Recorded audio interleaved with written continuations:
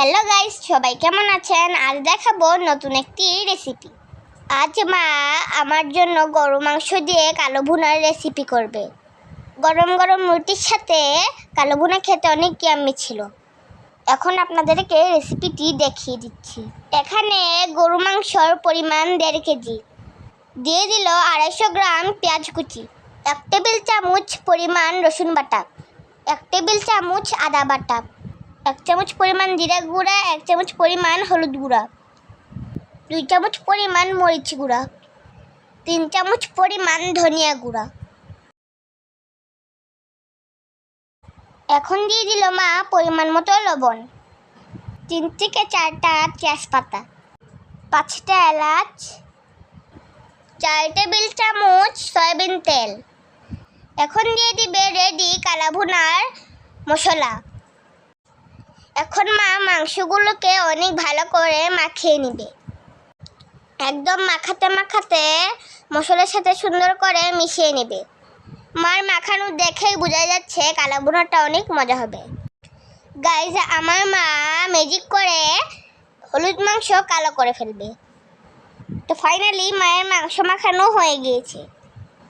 এখন মাংসের কড়াই চুলাতে বসিয়ে দিল। এখন একটি ঢাকনা দিয়ে ঢেকে গরু মাংস রান্না করে নিচ্ছে। এই কালো ভুনাটা অনেক সময় নিয়ে রান্না করতে হয়। মা একটু পর পর নেড়ে চেড়ে মাংস সিদ্ধ করে নিচ্ছে।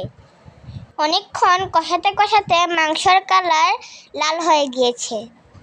মাংস কিছুটা নিচে ধরে গিয়েছে, তাই মা অল্প পরিমাণ পানি দিয়েছে।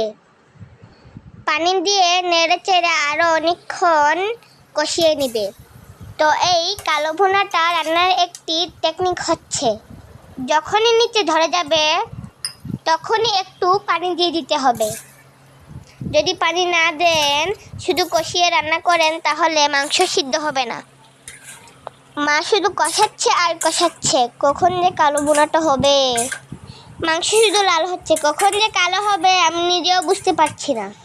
মাংস যখন সিদ্ধ হয়ে যাবে তখন দিয়ে দিবে পেঁয়াজ বেরেস্তা। পেঁয়াজ বেরেস্তা দিয়ে নেড়ে চেড়ে শুধু কষাতেই থাকবে।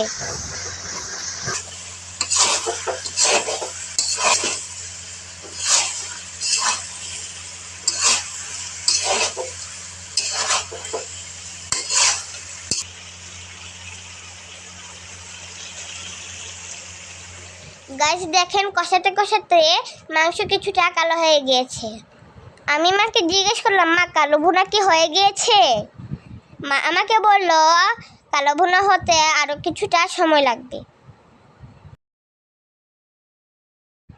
তো গাইস, অনেক অপেক্ষা করতে করতে কালো ভুনা হয়ে গিয়েছে। এই রেসিপিটি কার কেমন লেগেছে অবশ্যই কমেন্টস করে জানাবেন, আর ভিডিওটি বেশি বেশি করে শেয়ার করবেন।